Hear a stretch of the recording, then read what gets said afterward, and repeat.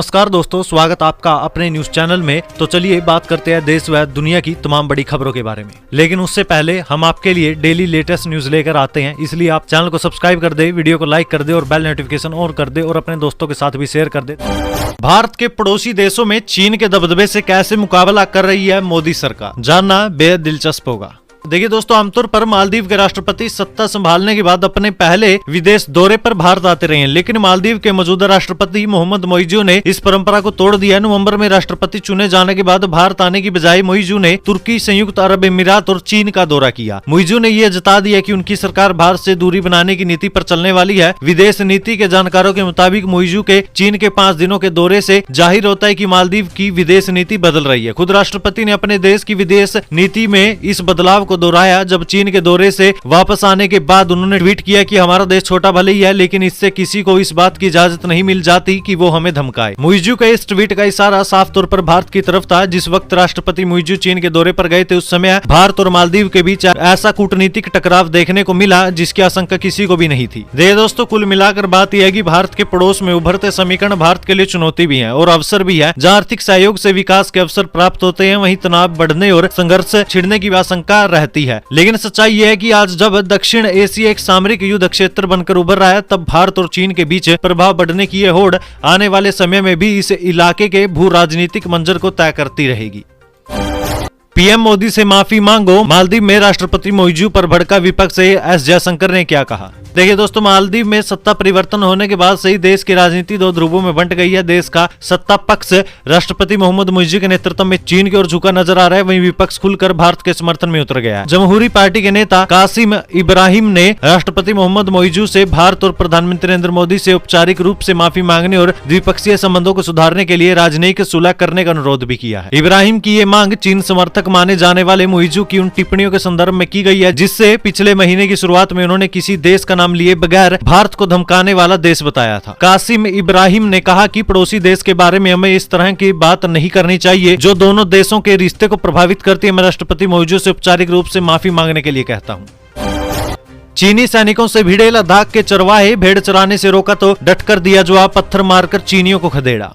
देखिए दोस्तों, भारतीय चरवाहों ने चीनी सैनिकों से कहा है कि वो जिस जमीन पर खड़े हैं वो मिट्टी भारत की है। ये घटना पिछले महीने की शुरुआत की बताई जा रही है। 2020 में हुए गलवान विवाद के बाद से स्थानीय चरवाहों ने इस इलाके का इस्तेमाल बंद कर दिया था, लेकिन एक बार फिर से वे इस इलाके में पशुओं को चराने के लिए ले जाने लग गए हैं। गलवान विवाद के बाद से ये पहली बार है जब चरवाहों ने इस इलाके को अपना बताया और चीनी सैनिकों को यहाँ से जाने को कहा। इस बातचीत का वीडियो भी अब वायरल हो रहा है। सोशल मीडिया पर एक वीडियो भी वायरल हो रहा है जिसमें चीनी सैनिक लद्दाख के काक जंग इलाके में भारतीय चरवाहों को रोक रहे हैं और दावा कर रहे हैं कि यह क्षेत्र चीन का है। दी हिंदू के अनुसार 2 जनवरी को हुए टकराव में कथित तौर पर चरवाहों ने चीनी कर्मियों पर पत्थर भी फेंके थे।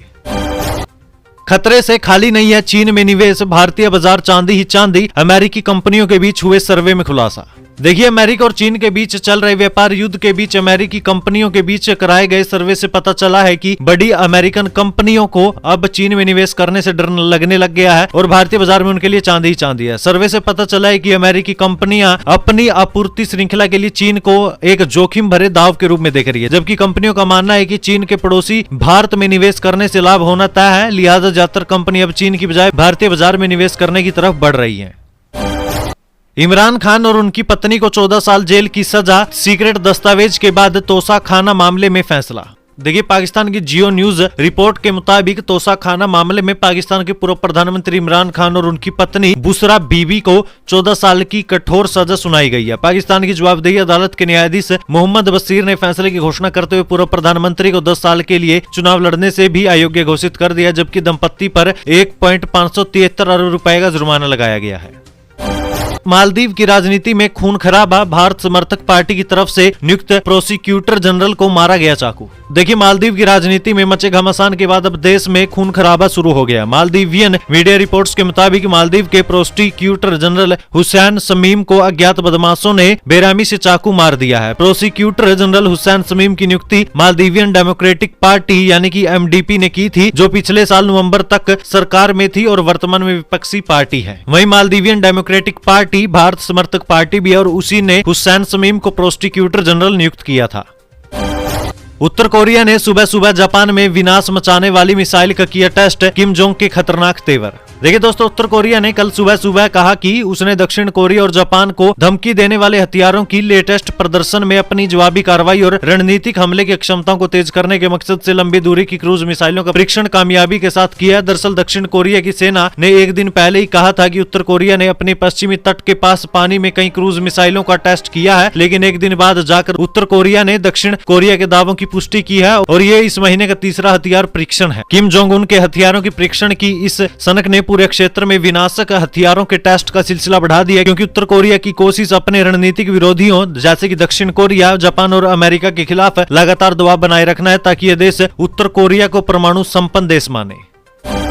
चीन के दुश्मन को भारत ने सौंपी दुनिया की सबसे हाई स्पीड मिसाइल, एक मैदान में कैसे पहुंचे भारत, अमेरिका और रूस। देखिए दोस्तों, हम अक्सर सुनते रहते हैं कि पड़ोसी देशों का इस्तेमाल कर चीन भारत को परेशान करने की कोशिश में लगा रहता है, लेकिन आज हम आपको बताने वाले हैं कि कैसे नए भारत ने चीन को उसी की भाषा में जवाब दे दिया है, जिससे चीन की नाक के नीचे एक खतरनाक दुश्मन पैदा हो गया है जो ड्रैगन को ना सोने दे रहा है और ना ही जागने दे रहा है। हम बात कर रहे हैं फिलीपींस की, जहां भारत ने दुनिया की सबसे तेज रफ्तार से चलने वाली परमाणु मिसाइल को तैनात कर दिया है। एक आइडिया के लिए आपको बता दें कि फिलीपींस से चीन के उतने ही करीब है जितना करीब भारत के लिए श्रीलंका है। जहां भारत ने ब्रह्मोस एंटी शिप मिसाइल तैनात कर दिया है जिसे रूस की मदद से बनाया गया, और जनवरी 2022 में भारत और फिलीपींस के बीच ब्रह्मोस मिसाइल को लेकर करार भी हुआ था, जिसने ड्रैगन को बेचैन कर रखा है। फिलीपींस और चीन के बीच लगातार विवाद बढ़ रहा है और चीन की आक्रामकता को फिलीपींस उसी भाषा में जवाब भी दे रहा है। फिलीपींस ने अपने नौसेना के लिए तट आधारित एंटी शिप मिसाइल सिस्टम परियोजना के हिस्से के रूप में बाहर से क्रूज मिसाइलों की 3 बैटरियों की खरीद की है।